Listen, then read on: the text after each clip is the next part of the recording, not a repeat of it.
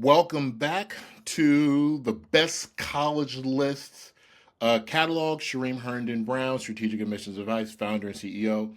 And without further ado, the school that I'm going to profile today needs very little introduction. Duke University is everything that Duke University sounds like. It is gorgeous. It has amazing academic and athletic and activity and art facilities. It has amazing professors. I know I'm using the word amazing a lot. It is everything that it is known for, primarily because of not just its popularity, but because it really has a rich history of producing amazing, again, students, faculty, you know the rest. But it's also one of the most, arguably, top 10, and I'm not going to roll the numbers out, hardest places to get into, right? You got Harvard, Princeton, Yale, Duke, Stanford, Brown, Penn. It's an Ivy League type acceptance rate. As you can see, and by the time the new admissions data comes out, this could be lower, a 7% admit rate. Okay, I want you to see that. That's what in 2024 25, 7% admit rate. I want you to be aware of that, okay? So, with that, now you know, amazing school. It is a university, but again, a medium-sized university has 6,500 undergraduates.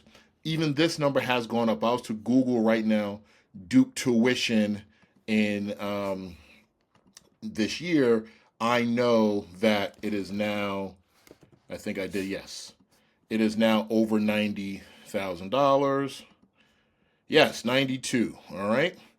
Hey, it is what it is, what it is. It's not the only school, but I don't want you to think that this cost of attendance is going to remain stagnant.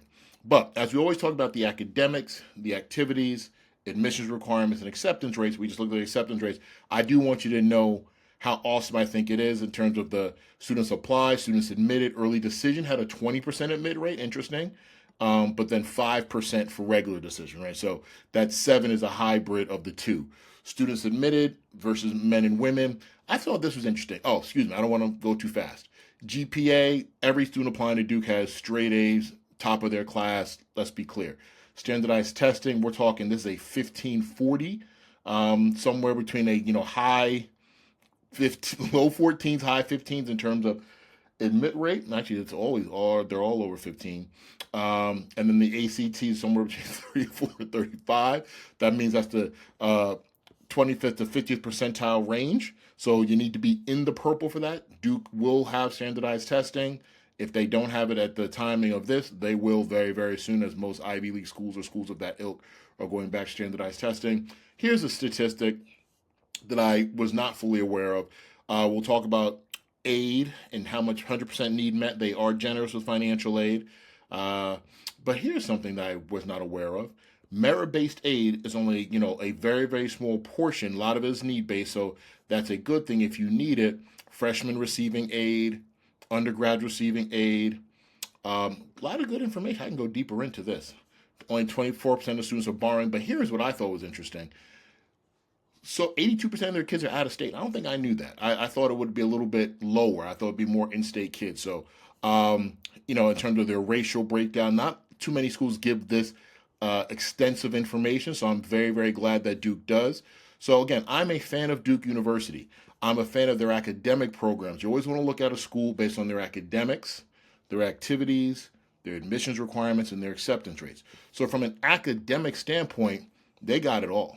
I mean, master's degrees, bachelor's degrees. They don't have a formal business major, right? As you can see, there's no business major. I've had students go there with business intentions that have majored in something along the line of economics, I believe they had, or something of that ilk.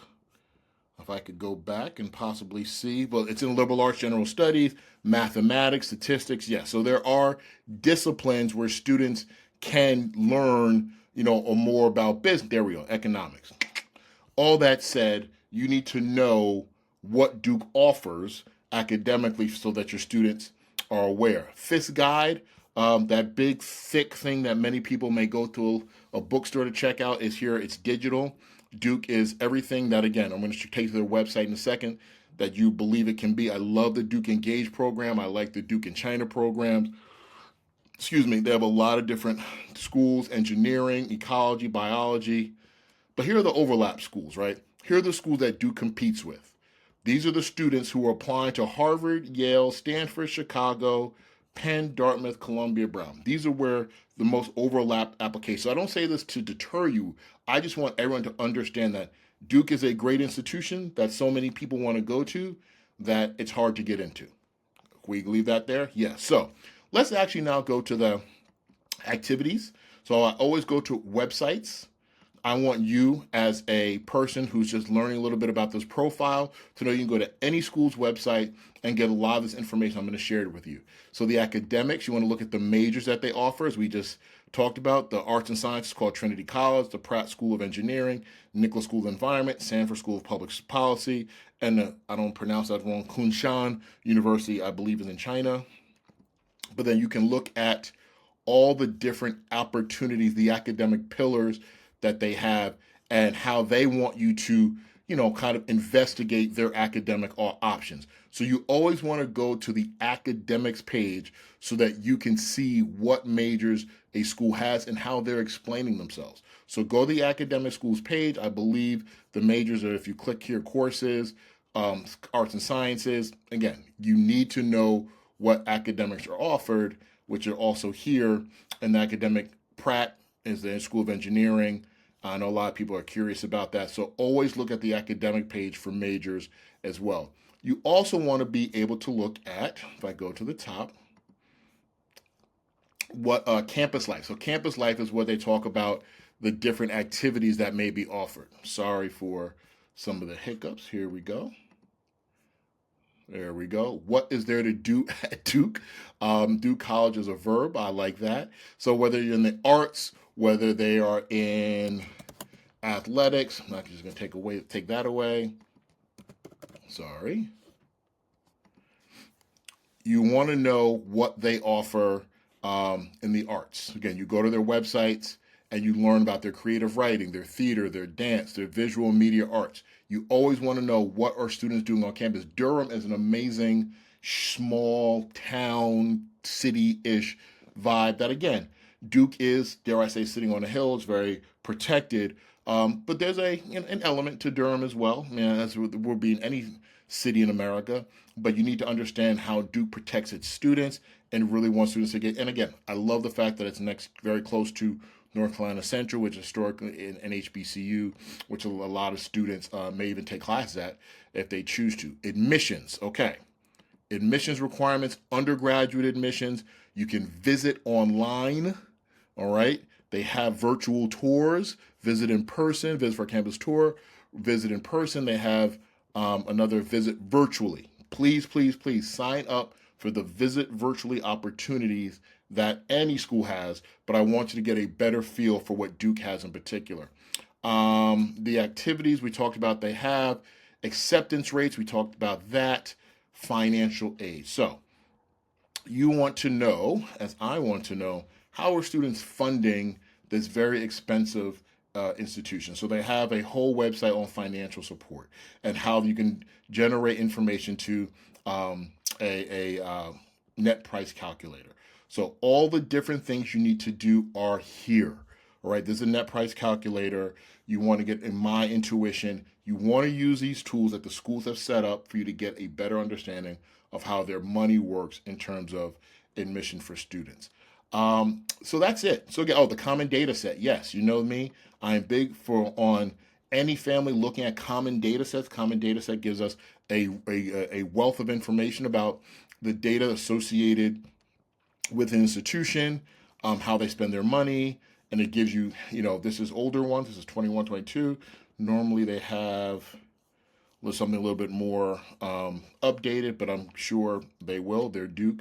So you always want to be able to look at data that supports the institution and learn how they're spending their money, but also the numbers that they're looking at in terms of enrollment. All right. So again, if you want data, if you want questions, here you are. They have it all here on the common data set, and you're able to learn more about the school in terms of their application pool, so on and so forth. So as always, Shereem Herndon-Brown, best college list. This is our catalog where we profile schools in order for you to learn more about them. Please check us out. You can go to our YouTube page, Strategic Admissions Advice. You can go to our homepage, Strategic Admissions Advice, and learn about how we support families. And again, big fan of Duke, but I also understand that so many people love Duke for the right reasons.